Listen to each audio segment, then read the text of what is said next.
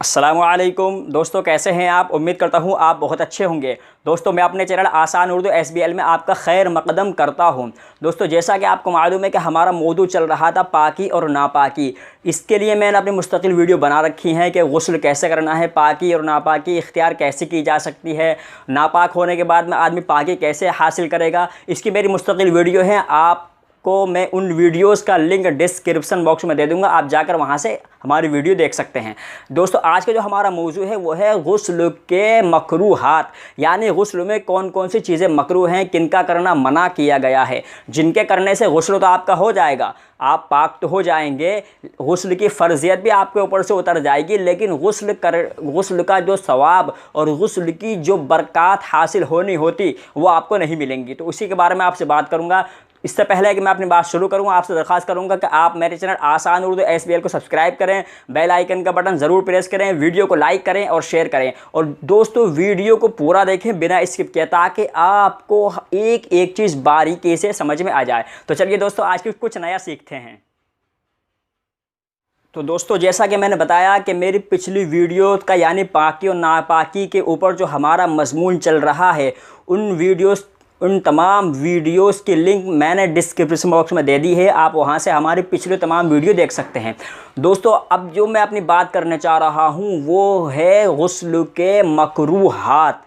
मैं दो चीज़ों पर बात करूंगा, एक तो गुस्ल के मकरूहात और दूसरा गुस्ल में खिलाफ तहज़ीब और खिलाफ अदब जो काम किए जाते हैं, इन दोनों के बारे में आपसे बात करूंगा। तो दोस्तों, गुस्ल में जो मकरूहात हैं उनका शुमार, उनकी गिनती और उनका सीरियल बाय सीरियल वो 4 हैं। नंबर 1, पूरा बरहना होकर गुस्ल करना, यानी पूरे कपड़े उतार कर गुस्ल करना। चाहे आप गुस्ल खाने में गुस्ल कर रहे हो, चाहे आप ऐसी जगह पर गुस्ल कर रहे हो जहां पर आपको कोई देख नहीं रहा हो, फिर भी पूरे कपड़े उतार कर गुस्ल करना ये मकरूहात में शामिल है। उलेमा ने इसको मकरूहात कहा है। हाँ, ऐसा कपड़ा पहनकर जैसे लुंगी हो या हाफ पैंट जिससे कि घुटना तक ढक रहा हो, ऐसा कपड़ा पहनकर आप गुस्ल खाने में या अकेले में गुस्ल कर सकते हैं। दूसरा जो मकरूहात है दोस्तों गुस्ल में है, दूसरा मकरूहात है ज़्यादा पानी बहाना, यानी पानी की बहुत ज़्यादा अहमियत है। पानी की इतनी अहमियत है कि ज़रूरत तो 1 बाल्टी पानी की थी गुस्ल करने में, लेकिन हमने 4-4, 5-5, 10-10 बाल्टी पानी बहा दिया। उलेमा ने लिखा है, और इसकी बड़ी कराहत से उलेमा ने लिखा है कि गुस्ल में ज़्यादा पानी बहाना बड़े मकरूहात में शामिल है और इससे आदमी गुनहगार भी होता है। तो दोस्तों, हमें इससे बचना चाहिए।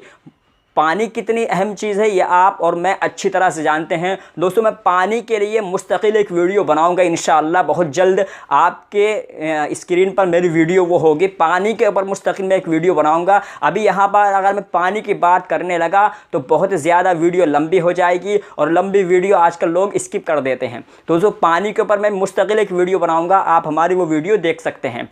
तीसरा जो गुस्ल में मकरूह है वो है कि दुनियावी बातें करना, यानी गुस्ल तो आदमी गुस्ल खाने में कर रहा है और बिला ज़रूरत किसी से हाय हुल्ला कर रहा है या गाने गाते हुआ गुस्ल कर रहा है और बरहना हालत में किसी से बिला ज़रूरत बात कर रहा है, ये भी गुस्ल के मकरूहात में शामिल है। इससे भी बचना चाहिए।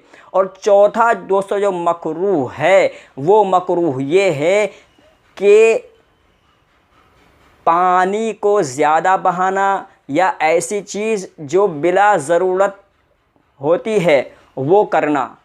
तो गुस्ल में मकरूहात 4 हैं।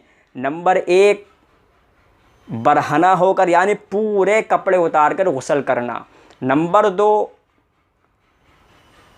बरहना हालत में कपड़े उतरे हुए हैं, नंगे होने की हालत में किसी से बात करना। नंबर 3, ज़्यादा पानी बहाकर गुस्ल करना।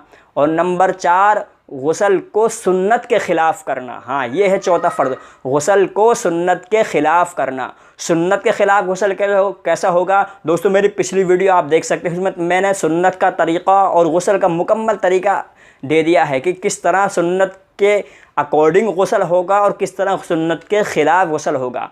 तो ये तो हुए 4 मकरूहात गुस्ल के, यानी इन गुस्ल में इन चारों बातों के करने से गुस्ल तो हो जाएगा, आदमी पाक भी हो जाएगा, लेकिन जो गुस्ल की बरक़ात और गुस्ल के जो फ़वाइद हासिल होने होते हैं वो आपको नहीं मिलेंगे। और ज़्यादा पानी बहाने से, ज़्यादा जो है सुन्नत के ख़िलाफ़ गुस्ल करने से, ज़्यादा मकरूहात के तरीके से गुस्ल करने से आदमी गुनाहगार भी हो सकता है।